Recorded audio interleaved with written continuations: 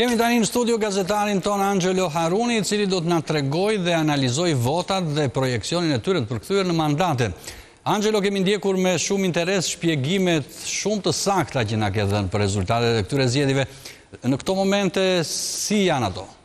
Që kurse kushdo mund të jetë zgjuar në çfarëdo lloj orari, ka ndryshuar pak rezultati, vazhdojnë projekcionet që t'japin afërsisht 83 mandate për Partinë Socialiste, 51 për Partinë Demokratike, më pas 3 për PSD-n, edhe nga 1 mandat i cili ndahet për 3 forcat alternative në këto zgjedhje, që janë përkatësisht Shqipëria Bëhet, Partia Mundësia dhe Lëvizja Bashk. Por ajo çfarë ndodh tani në këtë moment është që gara fillon që të bëhet pak më e nxehtë. Sigurisht që në rang qarku të mëvetshme nuk kanë mbetur më shumë ato që mund të konsideroheshin bastione që mund të përbëjnë një lloj diferencë, megjithatë në bashki dhe qarqe të ndryshme ka ende nga ato të cilët mund të bëjnë një diferencë. E tillë veçanërisht do të shihet gara në qarkun e Tiranës, aty ku edhe nga të gjitha hapësirat e tjera që mund të ketë për luhatje mandatesh, ka edhe ngushtimin, ka edhe le të themi numrin më të vogël të votave. 178 e ndajnë në brenda qarkut të Tiranës, Partinë Mundësia, e cila është forcë e tretë në këtë qark, t'i rrëmbej mandatin e 14 Partisë Demokratike dhe të bëhet në këtë rast me 2.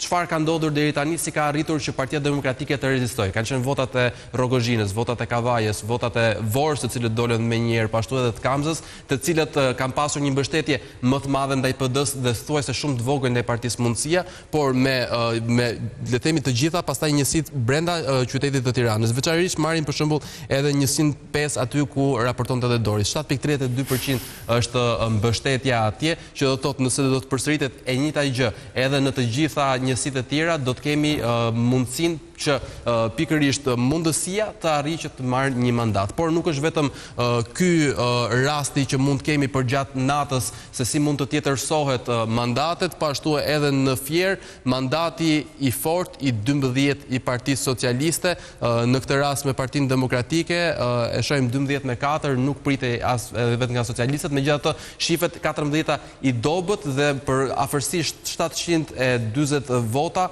mund të sulmohet nga ana e koalicionit në nisma Shqipëria Bëhet. Shohim që diferencën më të madhe këtu, përveç votës fizike të numëruar deri më tani, do ta ketë diaspora. Dhe kjo do të jetë një veçanti, po të shohim për shembull, ose do ta bëjmë kështu. Shohim hartën e Shqipërisë. Kjo është diferenca se si kanë votuar kryesisht shqiptarët fizikisht brenda vendit, 52.6% PS-ja, 34% PD-ja, më pas forca e tretë Partia Socialdemokrate, Shqipëria Bëhet me radhë. Por kemi një komplet tjetër panoramë që po na jepet tani nga vota e diasporës, ku duket sikur Partia Socialiste preferohet më shumë, 55% deri më tani, Partia Demokratike shumë më pak se sa shqiptarët brenda Shqipërisë, ndërkohë që forcat alternative marrin shumë herë më tepër pikë. Dhe këto vota të diasporës që për momentin duhet të thënë janë akoma pak. Janë më pak se sa 10% numëruara në totalin e vendit, do t'i mundësojnë këtyre partive pse jo të sulmojë secila për nga një mandat të dytë, dhe kjo do të shihet gjatë natës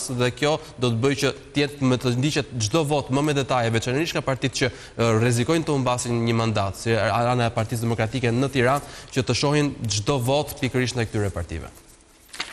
Angelo, të falenderojmë për këto informacione.